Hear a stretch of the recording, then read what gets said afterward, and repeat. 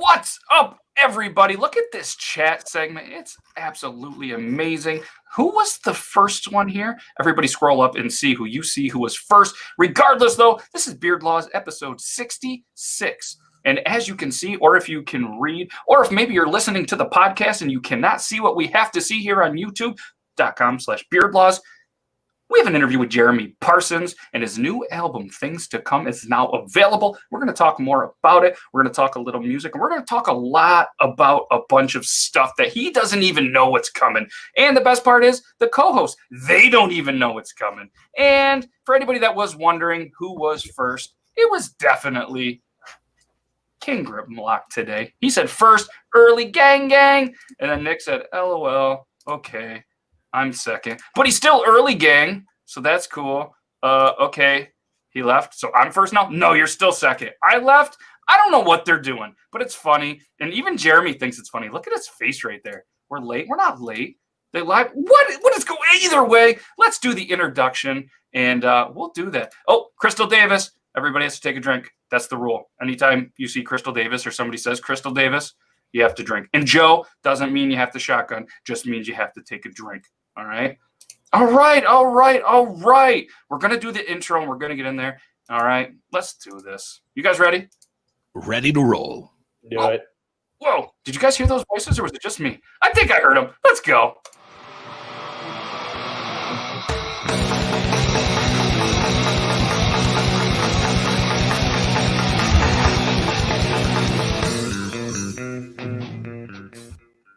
What's up, everybody? This is the Beard Laws episode 60. There's a reason that Logan is backstage, all right? I just needed to just brace everybody. I'm going to get through this intro part, and then I really, really need everybody to everybody's attention, okay? So obviously, guys, this is Beard Laws episode 66. I'm Matt. That's Brandon. And Logan is backstage hanging out with Jeremy right now. They're both having a great laugh.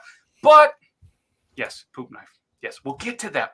Cheers. Cheers, everybody. Cheers. Yes, Crystal Davis is here as well, so make sure everybody did take at least a drink or 5. But yes, this is episode 66 with guest Jeremy Parsons. Super excited to continue kind of this January with some different kind of people. I mean, we've had Chef Brian Duffy. You know, now we got him. It's just amazing. I'm super excited. We're trying some new things. And next week, by the end of it, we'll give you a little spoiler. Next week's guest was in the MMA for 8 years and now is a bare knuckle boxer. Probably the toughest guy we've ever had on the show. So that's going to be pretty intriguing. You guys can hear more about it in a little bit. And that's going to be episode 67. And then February is just ridiculous. So, and if you guys were here just to hang out and get some free stuff tonight, you're in luck. We are not giving away anything. All right, but this is the moment that nobody was waiting for. We're going to explain why Logan is backstage. Oh, you're at work? Okay. Yeah, well, don't shotgun any Bang energy drinks or anything weird either. All right? So Logan has decided, for some reason, even though he is a co-host and has been a co-host of the Beard Laws show, that he decided he was going to have himself a little shave. Both of his kids even looked at him and said, hey, now you look like my uncle. You know, the taller, better looking, more successful, lattice hair. But regardless, ladies and gentlemen, just brace yourself for the somewhat beardless. I guess he technically has a beard. But now he has to be the last one on the thing because he has the smaller beard. And anybody with OCD, we have to, put the beards in order. It's been a thing that started on Triple T. Check it out, 9 p.m. Eastern Standard Time on the YouTube channel. Yeah, Nick, it's a thing. All right, well. Here we go. Here it is. This introducing the smallest beard on the Beard Laws show. Look at this thing. I can't, guys. You guys look at him. I can't do it. What do you have to say about yourself? Oh wait, nobody wants to hear. Yeah, that's what you're gonna say. Is gonna grow back. Just apologize and get over it. Yeah. Shout out Squeak's beard being longer than Logan's. Beer Bong John's beard is almost longer than Logan's, and he went full shave. Yes, Joe. This is called Beard Laws, correct? It's not 5 o'clock shadow laws, right? Look, I started to give it a trim, and then all of a sudden, like I don't know, I shake during the day. I don't know. All of a sudden, it was like shorter than I wanted. So I'm looking, and there were a couple spots. Now I've never trimmed a long beard like that, and I was just like, you know what? I'm going to stop you there, ladies and gentlemen, because we are Beard Laws and we have, beard banter and stuff on there. This is prime example of why you train your hair, not trim. You could look like this. All right. Well. Nobody wants to hear him anymore. Let's get going. All right. So obviously this is Beard Laws episode 66. And what would it be a show if we didn't banter with each other and bust on each other's balls? I am super sad about it. Honestly, I'm super sad. I can't look at him. But who said that? Logan's beard is it's a 3.5, 0.35. That's not good. Crystal Davis has a bigger beard. Crystal Davis. Cheers, everybody. Let's get all these comments out of the way and send it right to Logan at beardlaws.com, please. And he'll get right through that. Yeah, he was like Forrest Gump. Now he's gone that far. He just kept on going. Exactly. Yeah, Toby has even a bigger beard. Wow. Monty, my man.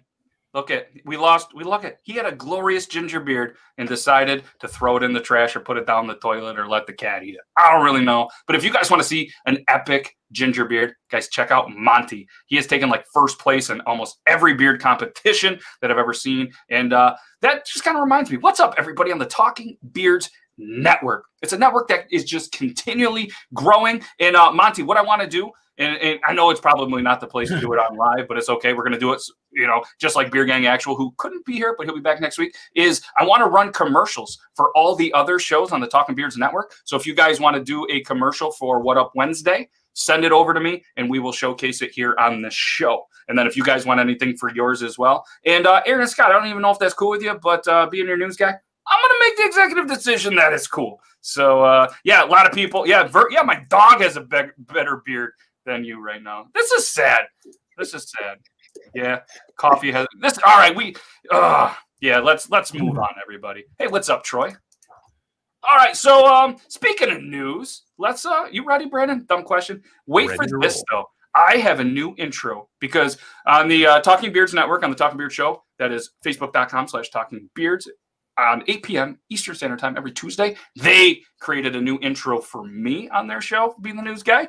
So I felt inspired, and I couldn't let them one-up me with that old intro. So I got a treat for everybody. Are you ready? Ready to roll. Let me know what you think. Let's do this. Bye, Logan's.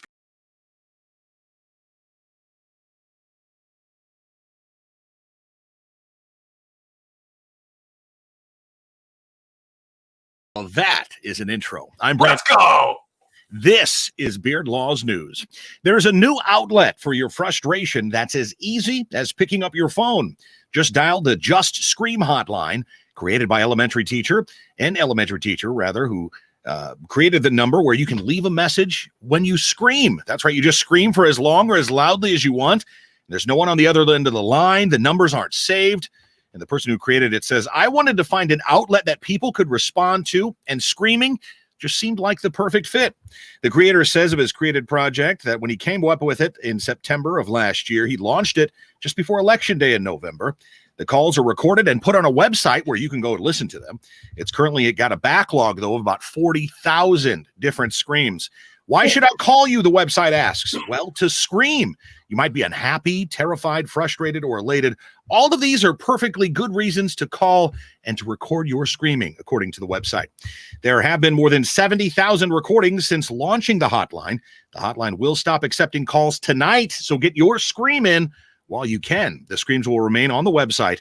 But I suppose any number is the Just Scream hotline if you're brave enough. I would love if they would have had the Just Shaved My Beard from Logan scream. And then the screams of his children and crying because their father lost their beard. Anyway, that's all good. A Vancouver couple must cough up more than $600 after pretending. They turn and cough? Yes, they did. After pretending to cough on customers inside a private gym. 2 Vancouver Police Department officers were flagged down outside the police station Saturday night by the gym's owner in Vancouver. He reported that 2 people who were not gym members had entered the business and were walking around without face masks and coughing in the general direction of people and on the equipment. The officer found a 60-year-old man and his 25-year-old girlfriend. It's a whole other story there. As they were exiting a washroom inside the gym, the couple claimed they were only pretending to cough because people inside the gym were staring at them. I say we send them straight to Azkaban. And for you non-Harry Potter fans, that's prison. And the Wayland Free Library in Massachusetts is asking people to be on the lookout for whoever's leaving them potatoes, baked potatoes on the front lawn. The library's front lawn has been accumulating baked russet potatoes specifically, under mysterious circumstances. The first potato appeared on Monday. The second popped up Thursday, according to the library. In a Facebook post, they jokingly wondered if the potatoes are part of a rare potato migration, or if a kid on a bus was revolted by the packed lunch his mom had made him and tossed it out the window. But library officials are telling the public to keep their eyes peeled. I see what you did there. And a pet cat believed to be killed with her owner in a huge mudslide has been found alive 3 years later. The Animal Shelter Assistance Program in Santa Barbara County, California, says the calico cat named Patches was brought in as a stray last month, and a microchip scan revealed her identity. Patches had been missing since January 2018, when a rainstorm sent a debris-laden torrent crashing down through the hillside neighborhoods in northwest Los Angeles. 23 people were killed, including the owner of the cat. The devastation of the debris flow was so terrible that bodies of 2 victims were never found. The shelter says Patches was found less than a quarter mile from where her home stood.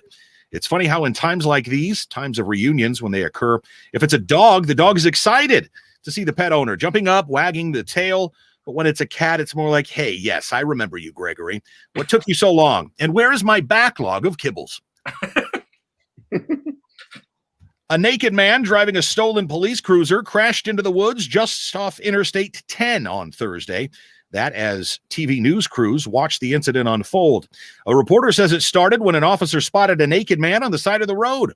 The officer stopped to try to help the man, but he became combative when he ran towards the officer's car and jumped into the driver's seat, according to officers. A spokesperson says the officer's car door was closed but not locked. The officer was wrestling with the naked man, just imagine that, trying to get him out of the driver's seat, but when the man started to drive away, the officer backed away because he was at risk of getting injured by the moving car. The naked man drove the vehicle erratically, and it crashed into the trees nearby just a few minutes later. I don't feel like I need to say much more here other than that this was a Florida man. I was going to ask. Cheers to you, Florida, for making Beard Laws News what it is today. For Beard Laws News, I'm Brandon McDermott. Nailed it again. Best newsman in the entire planet, even though that they argue on Tuesday that they have a better one on the Talking Beards Network. But I don't know. But yeah, cheers to that. Crystal Davis is probably gone, so you guys are safe. But you said there was a lot of great comments. I know that you were busy, but Nick H, loving that voice. And then this was a great one. This could be the comment of the day. We should start doing a comment of the day. Logan, this is going to be the new thing. You get to pick the comment of the day and just jot it down at some point. Or there's this thing called copy paste on a computer, or Control-C, whatever, either way. But if you would like to be the new owner of the comment of the day, let me know, and then maybe we can send like a sticker or something cool. That's fun, right, chat? Yeah, cool. Yeah, LTG, I guess, does that. But it's thumb wrestling, so thumb wrestling. No, all you got to do is look in the mirror with your pants down. Yeah, so thank you, seriously, to all the Florida residents for making Beard Laws News what it is. You guys are absolutely amazing. So what we're going to do is we're going to run a quick little ad from one of our amazing, amazing friends. And then I think let's bring in Jeremy. You guys ready to bring him in? Sure. All right, so let's run this quick little video. What do you guys think? Option A or option B? C. B. All right, B it is.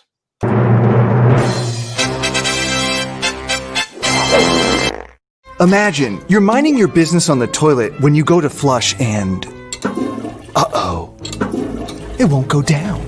You take a look to see what you've done, and oh, sweet mercy. Good thing you have a poop knife to chop up that turd. Now it can flush easily. Thanks, poop knife.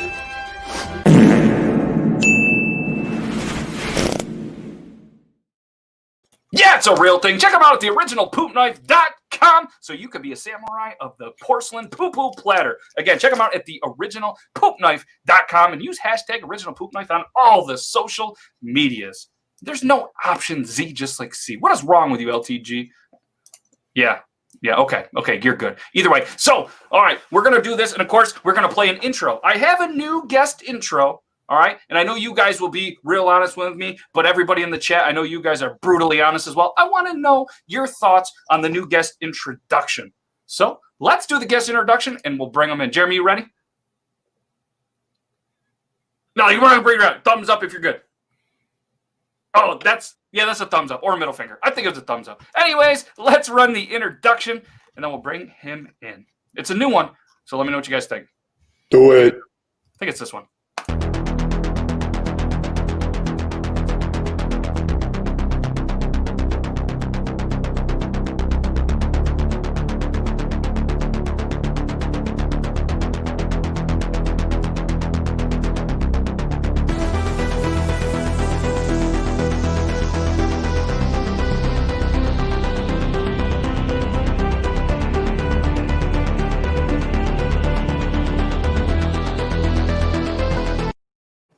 Yeah, well, nobody's getting arrested or anything. We're just beard laws. So, as mentioned, today's guest is Jeremy Parsons. But my typo and autocorrect changed it to Jersey Parsons. Maybe that's a street name in Nashville. He's a man who has mashed up more covers than your grandma has in her Tupperware drawer. A man who has hair like Bono in the 80s and a beard like Ashton Kutcher when he played Walden Schmidt. A man who smiles more than Bob Ross after getting a brand new easel. A man that has been to more bars in Texas than John Taffer's. A man who loves cats more than Christopher Walken. And that dude wrote an intro to a book about cats. A man who can probably say that all his exes live in Texas. A man that we're proud to call our bearded brother, the one, the only, Jeremy Parsons! Hey! Best intro ever. Let's go! That's going to go on the YouTube. Hands down. The videos you chose, the music, I couldn't tell if those were cigars or books. Either way, we're on point.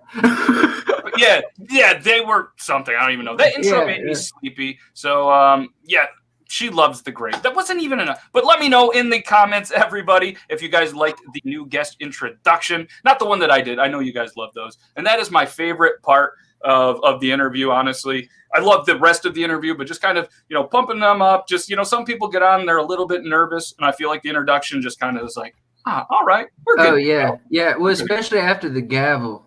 It was like... That was the first time. That was the first time we did it. I don't know. I did that in about 4 seconds, so it kind of looks like, like a 7-year-old made it. But I promise it was me. But anyway, we'll get the feedback. We'll see if anybody likes it. So I start off the interview with every question the same. All right. Some people maybe are sick of it, and probably some people in the chat can attest to that. Not bad. I had a typo. Yeah, that's normal. I even have a typo on the book I wrote. That's what happens when your publisher is yourself and you can barely read. But one question I like to ask every single guest is kind of, what got you into TikTok? Because every person has a little unique story. Some people, you know what I mean? They're very exciting. And some of them are just kind of like, I was bored of COVID. So there's no wrong answer, but I'm curious what got you into TikTok. Well, it was kind of, it did have to do with COVID, but it's actually kind of funny. My ex-girlfriend was looking for a TikTok accountability buddy. Was she from Texas? So no, she's actually she's from Connecticut. I met her in Nashville. Gotcha. Yeah, I'm sorry. They don't actually. I don't think any of my exes live in Texas. That's why I live in Texas. You see? Oh, yeah. All right. Smart. Yeah. Leave it scattered. But so she was like, oh, it'd be easier if I had someone to do this with, and I was like, well, that's going to be the push I need to get on TikTok because I'm not, it has to be musical in that way because I'm ridiculous in my own way, but I'm not going to get on there and shake my ass. It's just not what people want to see from me, Yeah, thank you for that. Well, you never know. You never really know. Sometimes you land into a niche, which I used to call it niche, but thank you to my fellow viewers on this show. It's niche, so I feel fancy now. Sometimes you fall into it, and that's one thing you don't really want to fall into being that guy that just gets on there and dances and stuff, especially if you don't want to. And I think it's a great move, honestly. You know what I mean? Especially with the way the marketing and everything is going, being on TikTok is the thing right now. And it's a great way to kind of expose your music, be able to maybe get your songs on there that maybe people will start using kind of in the background of some of their videos and stuff too, Yeah, which actually happened with Things to Come. The whole timing of that release was like beginning of the year, things to come. Here's to all the things to come, and it worked out really perfect. Like I wish I could say I planned that, but that was just I didn't even think about it. I was like, oh yeah, I did this on purpose. Exactly. Yeah, exactly. I'm a marketing genius. I'm a genius. No, that's a cool thing. So yeah, and eventually we're gonna try to kind of mash all these intros and everything into one video as soon as Logan figures out how to use a computer. But so you've obviously been probably a part of other social medias and stuff. Have you ever had somebody follow you that you kind of like fangirled over a little bit? Have you had that moment yet? Actually, recently on aside from myself, of course. Oh, of course. Natural. Yeah. We don't want to. I feel like if I do that, your beard's just gonna magically get longer, like right on the spot. Yeah. Okay, go ahead, do that. Yeah. Anyway, Logan's like, yeah, it's as getting the reverse treatment on this. There was some pretty good comedic beard shaming in there. It was really good. Anyway, to answer the question, sorry for the tangent. No, you can go off tangents. They're welcome. Yeah. Recently on TikTok, a dude that I really love, a songwriter who lives in Nashville, I think. I'm not quite sure where he's from, if it's Kentucky, but his name is Travis Meadows. He recently followed me and liked one of my videos, and he's just one of those very like philosophical writers, like says things in a way that, like one of my favorite songs of his, he wrote it about his dad. He was just a boy in grown-up clothes, like hooks like that. But he recently liked and commented on one of my videos on TikTok, which is really cool because he's on there too. I think he got on during the pandemic as well. Yeah, you're seeing a lot of these celebrities. Like I was on there earlier, and there's this new challenge. It's Backstreet Boys versus NSYNC. So then next thing you know, these guys are getting on there because of the challenge.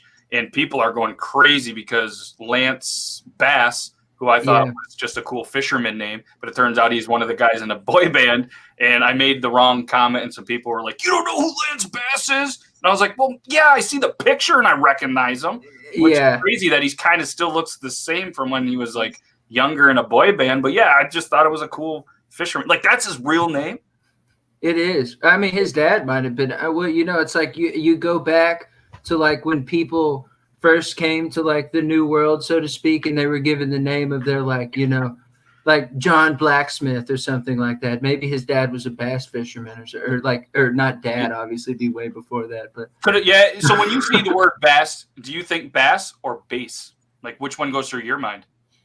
Well, I mean, it depends on. I usually read it as bass, to be honest with you. Same with me. People like users come into lives, and I'm just like, "Hey, it's Lance Bass," and they're like, "No, it's Lance Bass." Oh, my bad. There's not an E on the end of it. Yeah. Anyways, only bass players, only rhythm section folks are going to do that. How pretentious. Yeah, and who likes bass players, anyways? So this is just another one of those generic questions that I feel that we have to ask. So, what got you growing your beard, and how long have you been growing a beard of some sort? I've been growing it probably now for. It's been at least 4 or 5 years, I would say. Nice. I don't actually know what I think. I had been traveling for a while, and I hadn't shaved it, and like I didn't hate how it looked. Yeah. And I think you start asking around. At least I did. I was like, "Is it me, or does this look stupid to you?" They're like, "No, it looks like go for it." And I'm like, "Okay." So one thing led to another, and this is just snowball effect. And with COVID, usually I would trim it like closer in, especially down here. But with COVID, it's just been, why the heck not? Just going like COVID Mountain Man on it, seeing what happens. Exactly. Yeah, you might as well. And that's kind of how a lot of great beards start, is just pure laziness. So it's fine. That is the short answer for what I did. Yeah, I mean, at the end of the day, a little bit of laziness and just there. Brandon, looks like you got some. Yeah, I was going to say, we talk about COVID. As a songwriter, as a musician, as a performer, obviously I can imagine how COVID has changed your life. What have you been focusing on in the time being? I mean, obviously I'm guessing more songwriting, but can you kind of spell that out for us? Yeah, absolutely. It has to be about something that you can do in a location where like I'm around family and my dad more these days, like where you're not only thinking about your own health, but thinking about everyone around you as well. So what can I do to focus and keep growing as an artist in this, the position that I have to be in right now? It's luckily I had recorded a new record. So I was able to, throughout the year, starting in March or April, I believe, I was able to start releasing singles and building Spotify traction and kind of toying with that whole game, which I can say like it's kind of a full-time job in itself doing that one part, because it is. Yeah, stay on that's why people hire out for it. But like with this year, I had the ability to I could reach out and do Facebook Lives for people if they were really requesting them. Yeah. But that was a lot of my main focus, was like working on contacting playlisters myself, like developing that relationship. So when I put out another single, if they really like the other one, they would most likely be like, hey, send me the next one when you put it out. So you're kind of building your Spotify crew, and it worked. Like as of yesterday, I finally got one of my songs on a Spotify editorial playlist. Let's go. And that's great. You know what I mean? So they start getting that, and you start getting those pennies. Yeah, there you go. But they add up, and that's not like a knock at you. It's no, but you're not wrong. It's a whole halfpenny for like every spin. Yeah, it's yeah, no, it is. Yeah, because a friend of mine is on there, and he was like, dude, I'm so big in India right now. I made 17 cents today. And I was like, well, you're buying coffee. And he's like, no, I'm going to need another 60 or 70 listeners. Like a drop of coffee. Yeah. Just like put it right here. No. I was like, all right, cool. Well, we're gonna play that so you can buy me some coffee. So I fired up there, but but yeah, it's good for that, because once you get that foot in the door, they start paying like closer attention to you, because it all is based on this constantly running algorithm that we know we're all like ever changing and everything. So it's good to know that work paid off in this timing, and I'm gonna keep putting out singles and figuring it out. But like you're giving people something that's you and that they can connect with while they can't do that physically right now because of the lack of live shows and everything. Exactly. No, I think that's great. Yeah. I mean, it's not great, but it is great that you're able to take, this and you and many musicians, we've talked to some other people. I've talked to Intruder Green from Masked Intruders, Ray Carlisle from Teenage Bottle Rock, and a couple of those guys that are, cool. Used to being on, bigger stages, and just, we haven't talked to them on the show, just kind of, in Instagram, and they're just, they're the same way. They're kind of struggling a little bit, mentally, but they're able to really focus on some other things. So, I'm glad that you're able to kind of turn a negative into a positive. So one thing I just kind of wanted to ask you was, and this has nothing to do with the COVID, we're just going to switch gears a little bit, but what is one of the first songs that you remember kind of playing or performing, or just kind of that one kind of maybe that song that just kind of stands out as maybe the first? Because they say you never forget your first. Yeah, the first one that I wrote specifically. Either wrote or just even maybe as a kid, just kind of like, because, you know what I mean? Like that you played, you know what I mean? Whether you played it, you sang it, just kind of, just something that you just remember. It could just be made up. I'm just kidding. It would definitely be a Hank Williams Sr. song. Like Jambalaya was probably my first big one, specifically because it's 2 chords the whole dang song. So you're just like, it's like, oh well, the only thing I'm gonna mess up are the lyrics. Here we go.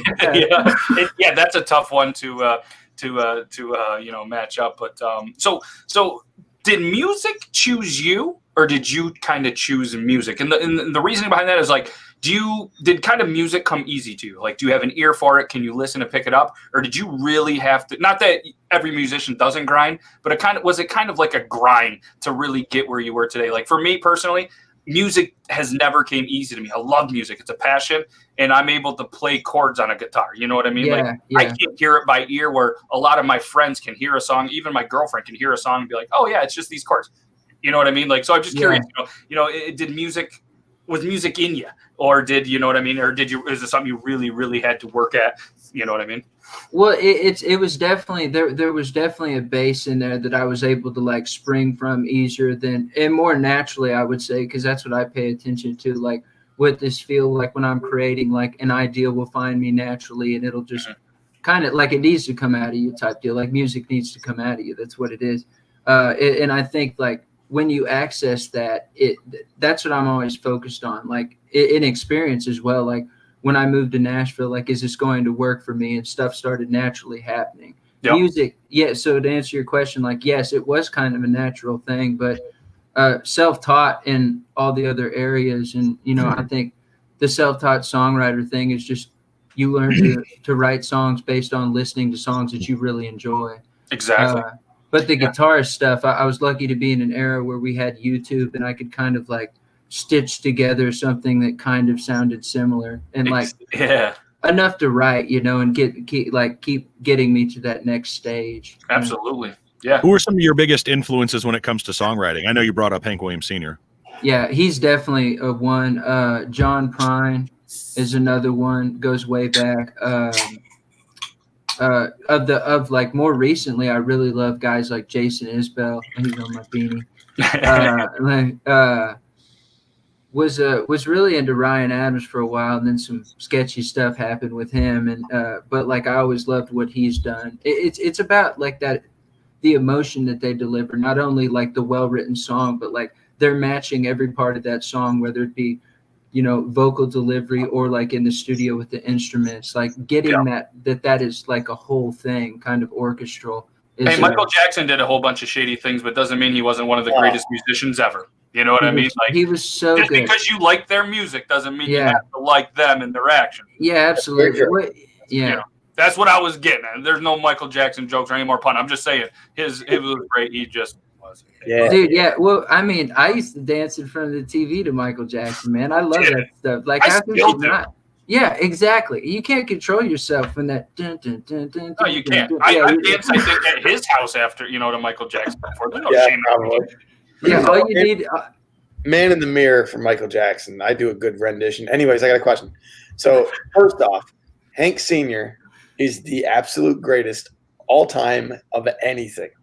Dude. Anything. And I will say that greatest ever. If anyone watching doesn't know Hank Sr., go listen to him. He's A, amazing, but B, you can hear songs going like later on, 10, 20, 30, 40, 50 years down the road. You can hear that stuff in his, or, you can hear him in new age music. He really is a trendsetter. Anyways, my question is, as you've gone along this path, getting off the topic of like songwriting, what's the coolest place you played, or a cool story from a place you played, or anything like that is like kind of like help push you along when not necessarily you were like down on your luck, but like when you're like, this is why I love doing what I do?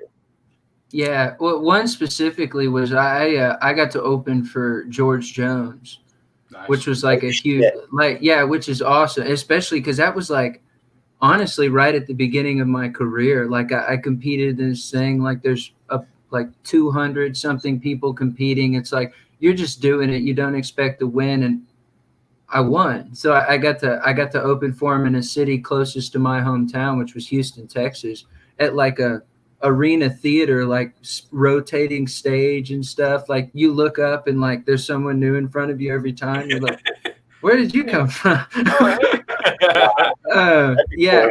was huge. It's like, and it's weird to think that, like, if you ever get in those like slow moments that would like, it found us a lot, like this past year, just finds us in life in general, when you feel like you could be doing more, because when you love what you do, you always want to be doing more of it. But in those situations, I always think back on that. I was like, that's awesome. Like that was a gift. Like no one's going to be able to do that again. Like he passed away, and it was cool. And I had one of the stories that you hear a lot of like giants in the industry tell, like outside of me, but the story of like, I was on stage, I just played my last song. I'm like, it was such an honor. You're absolutely right. I was like, thank y'all so much for coming out. George Jones coming up next. Y'all hang around, the whole spiel. And then in my in-ears, the sound guy, he's like, Jeremy, we're sorry, but you think you could play like 5 or 6 more songs? It's just like, you turn back toward the microphone, you're like, just kidding. That was my encore. It's like you play 5, because it's a great story, but like as a player who loves making the live show like this, it tries to make it an experience, like, fast song, maybe, half-fast song, half-fast. Yeah, you got it. Yeah, Yeah. And then you know that whole dynamic throughout the show, and you like just nail it, and you're like, yeah, and then it's like, hey, 5 or 6 more songs, and you're like, come on, but it's George Jones. What the hell are you gonna do? Yeah, he was probably just like, yeah. Well, so the story is, and a lot of people tell this because I got to go to his memorial concert at Bridgestone Arena in Nashville as well because of my ties. Yep. And like a bow tie or? Well, yeah. It was anyone who had done it. They had those. They're too big that you can't even put your. Yeah. See, a lot of us. Logan can now. That's probably why he shaved that he wants to wear a bow tie or something. Yeah, we can't wear bow ties. Yeah, you'd have to have a low hanging bow tie. Yeah. Anyway, sorry. But it was good. But what he was doing was his football game that he was watching on TV went into overtime, and he refused to like pause it or tape it, which you could have totally done at that time. He just wanted to finish it, so he's like, "Yeah, have him do a few more songs. I'll be right out." Did you have songs? Oh yeah, absolutely. Yeah, I mean, luckily. How do you say no to George Jones, right? Right. The short answer is you don't. Did his team win? Does anybody know? Did his team win and he came out and had a better show, or did they lose and he was just like, "Get me off this damn stage"? I don't necessarily know if he ever had a team like that. It was like, because there's multiple stories. No actual team was ever mentioned. It was like he liked watching the sport. He had money on it. Let's be honest. Yeah, for sure. It was close enough that the spread hadn't. He was either way, and he was like, "I want to see where this money goes." Okay. Right. Yeah, absolutely. Can you you shared this great concert you were able to open for George Jones? Can you share a story to the folks listening in who may not be aware of what the grind is like for a performer and some of the holes in the wall bars and dealing with some of the bar owners who are, they tell you you're going to be paid so much, and then you get there and you get three beers is what you're being paid for the night or something like that. Can you kind of tell us a good story that wasn't good at the time? But looking back, it's what made you what you are. Man, I'm a non-confrontational human being, so it's like in those situations, I don't think like I have a specific story, because I usually am very aware of what I'm heading into before I head into it, because I do all my own booking and I've talked to the person. I'm like, I could tell this person like doesn't care at the same level that I do. So like right. You go in not expecting much, and that's a learning and growing thing, of course. It's like, because when it happens when you're younger, you're just disappointed and you walk away from it empty-handed, but you're battling through learning like what your self-worth is as an artist at that point, and realizing like, hey, I'm worth the money you offered me, and that performance was worth it as well. So like, whether you got to take time to pull it from a register or find a check, give it to me. But it's like, it's kind of like, I honestly like recommend all this. I'm like, I get emails every year for like, hey, do you want to try out for The Voice? I was like, I feel like it's skipping such important steps to becoming like who you could be ultimately as an artist and as a person, because that's a life experience you're taking and away some from more it. content and experiences for songwriting, I'd imagine, as well too. Well, yeah, and you're taking away stories from that one-on-one experience you could have given to that person who like watches you gradually climb and blow up over time, and like you're all in that together. It's like your fans are your friends, and y'all are building. Like people get to say, it's like, oh, I saw him and there was only 5 people in the crowd, and you're like, shut up, don't tell them that. Yeah, no, you didn't have enough beers. There was 2. There were 12. The other 7 were in the bathroom. Yeah. Well, I got an off the wall question for you. Tell us the story about the cat guitar strap. So actually the same ex-girlfriend that I did the TikTok accountability buddy stuff with, her parents actually bought me that for Christmas. Nice. Because I'm one of those person. I'm like, I try not to purchase like just randomly and sporadically. Like I looked at that guitar strap and I was like, I'm gonna like, I could always afford it. Wasn't that expensive, but I was trying to practice self-control, and they bought it for Christmas, and it was just so nice. You're like, oh, okay, cool. I get to save. I could buy another ridiculous guitar strap now. It's like, yeah, exactly. So what's gonna be the next one? So they have the same guitar strap, but the cats are like in colors. Oh, Like, yeah, so you get them like all blue, or you could get like blue, red, green, or whatever. I get super psychedelic with it if I want. Yeah. All right, so they say everything is bigger in Texas. Name me one thing that is way smaller. Well, just off of people's experience and always hearing them complain about this is the Alamo. They're surprised that the Alamo is as small as it is. But I was like, you have to keep in mind too, like it used to be bigger, but like a legitimate battle happened here, y'all. Like not everything is still standing the way it was. Like it was a battle. like well, yeah, there's that. Like you're talking old school, like, hey, blow out that wall. You know, it's like that's like, but it's people like, oh, I'm kind of disappointed. I was like, well, it would have been even crazier to have been here when that all went down. Just think about that. Like, yeah, real disappointed if you were in the Alamo. So yeah, that's true. Yeah, like Bowie was when because he was laid up and they attacked him like on his deathbed, pretty much. It's such a little morbid history lesson for you. Logan's a history guy. He gets it. So, so if you had to have one CD, assuming your vehicle has a CD player, and you had one vehicle that was stuck in there, and you can't get it out, it's the CD that has to be in there. And if you don't want to get specific to the actual, maybe even the artist, you know what I mean? But or if there is just one that pops in your mind, what is that CD? John Prine's 1971 debut record that was self-titled. That record is a mood stabilizer for me. I don't know how to put it any other way. That song has like the perfect amount of like heavy realism, but he always delivered it so jokingly. So like you're sitting there like feeling morbid anyway, and this guy's just like making jokes with you to match your mood. And there's always just like delightful stuff in general, because the way he thought, it was like I always joke he was like a George Carlin of country music, like the way he was able to twist it all, like not as openly like God's not real, but like, you know, kind of touching on that at the same time. Yeah, and it was a much different era as well, you know. Yeah. Go ahead.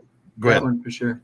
Bringing that up, you know, as a writer, sometimes when I read certain people writing a really interesting story or article, it really gets in my craw of, gosh, that was so good. I know I got something within me that I can do that's similar, or I need to get better just like this person. Do you get that way with songwriting when you hear a song and you think to yourself, man, I could write something like that, or I need to do something similar to this?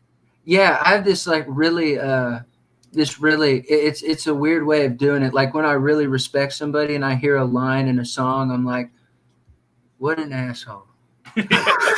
That's like the biggest compliment that I'll ever give. I'm like, yeah, it's a motivator, because what you're feeling is leading you to a train of thought that's going to make you open your mind to figure out how you can get that out of you as well.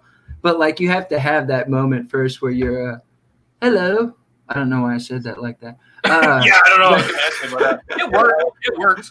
I did just watch Sherlock Holmes with Benedict Cumberbatch recently, so it was intoxicating. It definitely left some remnants there. But yeah, it's kind of like, I think, a natural thing if you're a creative and inspired like that. It's like when you hear it, like every now and then you like dig up an old Bob Dylan line and you're like, there's no way I could like afford to do that many drugs at this age. Yeah, I'm never gonna get there, man. Never. And this question has nothing to do with any of the drugs or anything, but I see that you were Pink Panther for Halloween. So one, I kind of want to know a little bit about why that choice, but two, why wasn't he ever chosen to be like the Pepto-Bismol mascot? Clearly he had his shit together. I see what you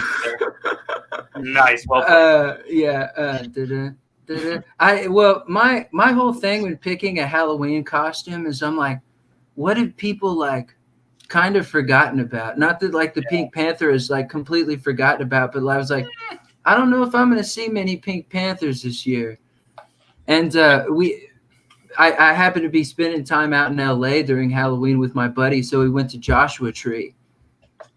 So I was just like literally the Pink Panther, like rock climbing and stuff and walking around downtown Joshua Tree, which is like during COVID was actually kind of a bad idea because a lot of people want to walk up to you. And I was like, nah, na.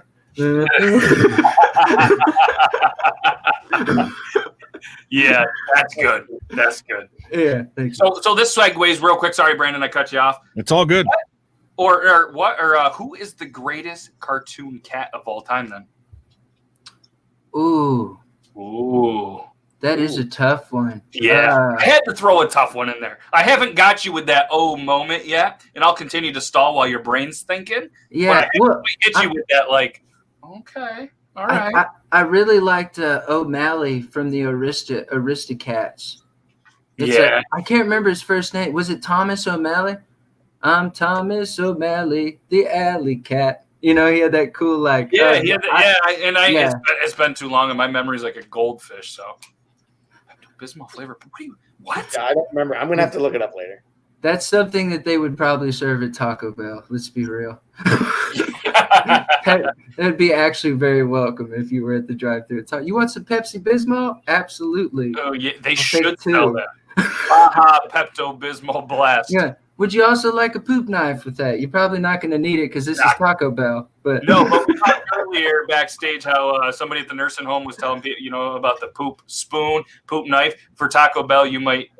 I'm not going to go there. Anyways, Brandon, you had a question. I did. I'm interested to hear about your songwriting process. Is it more of a you hear a line and you want to write something, or you think of a story when you were younger and you're like, I can turn that into a song? Or is it maybe you watch a movie or an episode of something on Netflix and you think that could be a good song? What is your songwriting process? Where do you find the material, and how do you go about putting it in and making it into a song? I think in general, I leave myself really open to whatever's occurring around me. Like you said, whether it be a song, like a line in a song that I could feel like I could transfer to my own thing, or like a line in a movie, or just a life experience. Or if I'm being nostalgic or reflecting on something, I'll use that specifically. But it usually it'll find me. Willie Nelson has one of my favorite quotes on it. It's and to play off that, he says, songs are just out there waiting for you to reach out and grab them. With me, I feel like the song is like a heat-seeking mosquito that just finds me and attaches itself right here. And I'm like, oh, wow, that's an idea. And sometimes it'll just be a lyrical hook, but a majority of the time it will come with a melody. And the whole idea just flows once I have that melody and that line. Yep. And if it doesn't, I put it in my notes or my voice memos and save it for later, because it has to be the right time in order to do it justice. And it's that way with songs you write halfway. If you plow through the first half of the song and you're really stuck on the next verse after the chorus, put it down and walk away from it. You found that thing once. There's no need to mess up something that could be great. Things to Come was actually like that. I wrote that song which I don't usually do. Usually I write a song and I walk away from it and I'm like, it's done. Don't mess with it. You'll overthink it. It's done when it's done. Things to Come, it was just never what it needed to be until it actually was, which I don't usually do, but it's one of those things when you meet someone and fall in love, that whole thing, it's when you know. It's like that. It's like that thing with the song. That's what it feels like. Exactly. So I'm going to run our last little bit from one of our friends at Drunk Engineers. Then when we come back, if you want, tell us all about Things to Come, the new single that is now available. And unless you guys have another question, but let's run this real quick. This is from our friends at Drunk Engineers, drunkengineers.ca. Make sure you guys check them out. And if you need a demo on how to use it, I got you.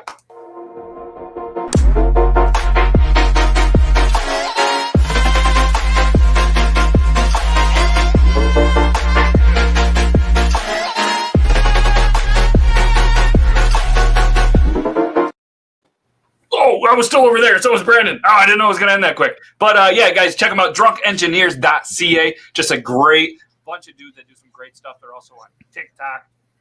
They're on Instagram. They're all over social media. Go show them some love. And the best part is, if you go buy it and we're in the States, you're going to save some money because our money's worth more. So yeah.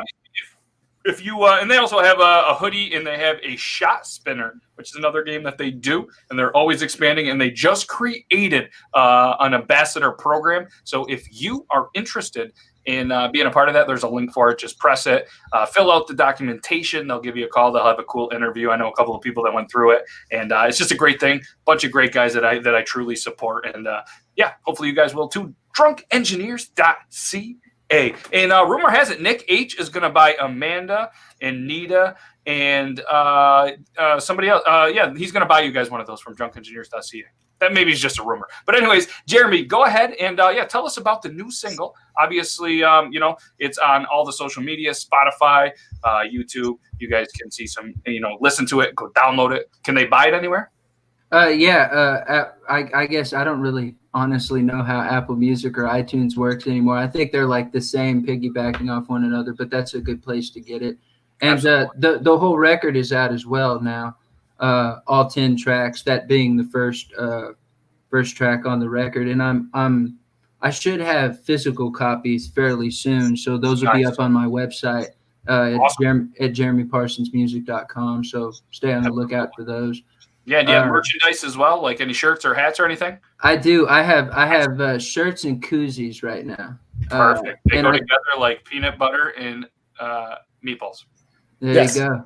Because I like them both together. Yeah, depending on how you like your peanut butter or how you like your meatballs. Yeah. Exactly. So yeah, tell us either about the single, tell us about the album, tell us whatever it is that you want to. We are approaching that 10 o'clock. So, you know, obviously the whole entire interview is about you, is about what we can do to continue to. So, you know, tell everybody, you know, you know what I mean? Like, what about the album? What about any song or any of the process? Whatever you want to tell everybody about. Okay, cool. I mean, yeah, I'll just give you like backstory or whatever. But I'm going to put you on the big screen. Just let us know. Oh, dang. It's always so intimidating. No, you're okay. You look good. You look good. Thank you. That's exactly what I needed to hear. But yeah, so it's a record I started making in 2019. I'd been living in Nashville like 9 years. I started to travel back to Texas that year in March. I went back March, July, and then October, and they were month-long trips. And while I was there, I was writing and I was playing these songs, and that's actually how I kind of pick the songs for a record. I pick my favorite songs to play, the ones that I feel like people were coming up to me after the show and being like, man, I really dig that. Like, can I buy that on a CD? So it's just like, oh, I should put that on a CD. That's a good sign. And the process was really cool. So when I was back in Nashville, I was working on this record, and the Texas trips, what made me decide to segue back and everything. And the record was so necessary. Things to Come is written about a really dark time in my life, and that, you know, just life in general, stuff happens, but we got to work through it. Like, I was processing being a severe alcoholic and trying to figure out how to quit in a scene where people are like pretty much walking up and pouring shots down my throat while I'm on stage singing in between like a solo or something. And it was tough because you feel like you're bonding with them in that atmosphere, but like I very clearly had a problem. So it got to the point where I was like, eventually you realize you are in control. Anything that you want to do to a certain point, other than, you know, biologically fly, I guess you're pretty good. Like, but it's nice. Thank you. Thank you so much. CT.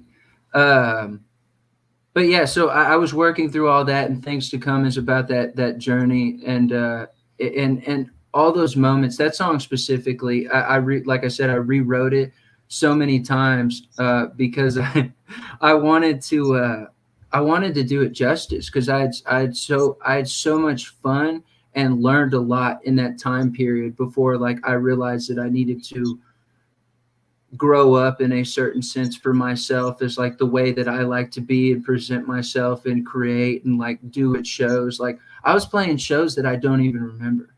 Like, and like I don't play music to not remember it. I thoroughly enjoy it. I want to remember every moment of that. Like when I connected with somebody, or like, God forbid, you don't want to black out and do something really bad. You know, it's like there's so many things that could go awry. And like I was so days with everybody with a video, you know what I mean? Oh yeah. Yeah. All it takes is one wrong move, and like I don't want to hurt anyone's feelings anyway. That's not my style. Yep. But it's much less, my own, by ruining my own career, because I've stayed focused on this for probably close to 15 years now. So like since before I left Texas, like right out of high school. So it was just important to like, I kind of just singled myself out on this record. I've read some reviews of the record so far that have been like, oh yeah, we didn't really, I felt like we didn't get, a lot about Jeremy on this record, which I was like, that's kind of cool. Cause the whole record stems from what I was working through. I just tried to write it and present it in a broad fashion where like, I don't want to talk about me the entire time. I want to talk about us as a collective. Yeah, there's been a lot of, it's relatable content, like there's a lot of people that have been, in very similar struggles as you. And it's good that, again, you were able to take something that was so negative and turn it into something amazing. And yeah, that's great, man. Well, I think that's our job as like, entertainers, creators in general. We're presenting something back to someone that might be theirs in a way they might not have seen it, that might make them look inward or whatever. Like you said, when you, Brandon, when you say you connect with a line and you're like, like I say, when I hear a line in a song, I'm like, you asshole, but it makes you think, and that's forward moving, you know? So it's like, I wanted to give back what I had always gotten from music. And this album was a very self-reflective journey. And then also working on spinning that as a writer to where it was presented in a broad sense, which according to those reviews, I did. It makes me feel like I did a good job in the same sense that they didn't even pick up on it. They're like, we'd like to hear more about Jeremy. I was like, well, most artists who aren't there, whether they're writing about someone else, it was that experience that they had with that person that they're actually writing about. Exactly. So this whole record is like, basically it's called Things to Come as forward and future focused, but it's really taken from a nostalgic point and from past is like, what do you do with your history? How do you move forward? Like, this is like all this stuff in between is super important for that person depending on how you look at the screen, it's hard. I was going to say, it's all backwards. Yeah, it's all backwards. But yeah, like without using hands, it's very like, you go forward. Exactly. So we're approaching the end of the show, and I obviously you just said a little bit about the album. So what I'm going to do is I'm going to put you on the big screen. No more pressure. It's okay. But I want you to tell everybody where they can find you, where they can find the album, even though you kind of already did. Just kind of reiterate for everybody, and especially the people that are just listening on Spotify, Apple Music, Stitcher, wherever else this ends up. But you just wanted to let everybody know where they can find you. It's your time to shine. Are you ready? Do it. Let's do it. He's ready. All right, y'all. You can find me at jeremyparsonsmusic.com. That's probably the best place to go. There's links to Spotify, Instagram, Reverb Nation, stuff that I don't even know about. SoundCloud. You can check out my OnlyFans. No, I'm joking. There's not one. But you can find me there. Spotify is the whole album is up. SoundCloud, all of the above. But yeah, and jeremyparsonsmusic.com. Like I said, there's a store, koozies. You'll be able to buy physical copies of the new CD soon. I have physical copies of the last CD as well, and you can sign up for my mailing list or send me an email. Keep in touch. I like to stay fairly accessible. Nice. Awesome. Well done. You didn't Very go awesome. Yeah, and hey, thank you so much for taking some time. I know you're over way on the West Coast away from us, so it's a little bit different time frame, but like we really do appreciate you coming on, hanging out. This has been a great interview, and like I said, hopefully we were able to get some more Jeremy Parsons fans. Oh, I hope so. Yeah, dude. Thanks for having me. This was a pleasure. Like it's it's y'all are thanking me, but I feel like I should be thanking you. I was like, there's a lot of people that just don't want to talk to me anymore. So we're always around. You know what I mean? You have anything going on? Maybe you have another single coming out. You have another thing. Maybe even if you ever want to come on and just perform a new single live to all of our audience, maybe we can entertain that idea. So stay in touch with us, obviously. What we're going to do is we're going to do the outro. We're going to tell you goodbye. We're going to put you backstage. If you got to leave and got to go, then then he won't be there. But if you want to stick around and chat with us for a couple of minutes after backstage, you're more than welcome. So again, everybody in the chat, make sure you say goodbye. Go give him a follow on all the social medias. Give him that Spotify follow. And seriously, Jeremy, thank you very much for your time. Jeremy Parsons, everybody. Hey! Thanks so much, guys. I appreciate you. All right, we'll chat soon, man. Thank you. All right. Amazing dude, guys. Make sure you go check him out on all the social medias. Just another great episode. And again, this was Beard Laws episode 66.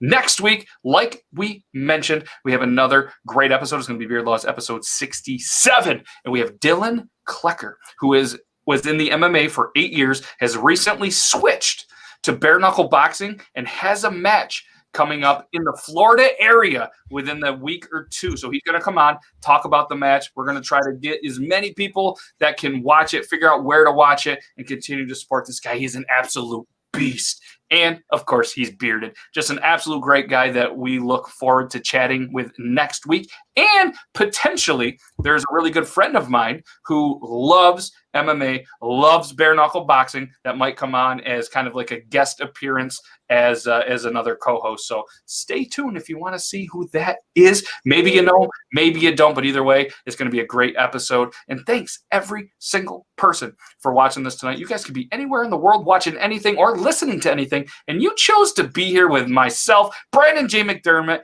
and Logan at beardlaws.com. You guys can email him, Logan at beardlaws.com. Send anything that you want, especially you, LTG. But any special plans for 69? Very special plans. Very big, very big guest, because it is episode 69. All right. And I'm not saying big guest, but it's a very, very big YouTuber and a very good friend and somebody that I really look up to, and I'm super excited. But why we jump into 69? Because this is 66. Then LTG, maybe you don't know, it goes 66, then 67, then 68. You got to work your way in. You got to work your way up to 69. You can't 69. You can't just go there. You ease into it. You say it better than I do. So obviously, guys, we can't thank you enough. Guys, follow Brandon J McDermott on all the social medias. Go buy his book. It's on Amazon. Logan, you can follow him on social medias. He's not going to follow you back. I'm not even sure he knows how to use his iPhone 5. We're getting there. He's getting there. Yeah, he really does. It's an iPhone 5. Does that help? He really does have an iPhone 5. And let's all have a moment of silence for the beard that was lost from Logan. All right, good enough. Ladies and gentlemen, thank you so much. Brandon, thank you, my man. Logan, thank you, my man. Appreciate you guys as always. And thanks every single person that watches. We're going to hit you guys with the outro, and we'll see you Tuesday, 9 p.m. Eastern Standard Time, Triple T. Another great episode. It's going to be episode 17. So if that's your lucky number, come on over. If it's not, just come say hi. And then Dylan next week for episode 67. So have a great rest of your Friday, Junior. And we'll see you guys Tuesday and then Thursday. Logan says peace. And Brandon's pointing at us, and I forgot where the outro is because I added so much stuff. Oh, it's right here. Okay, bye.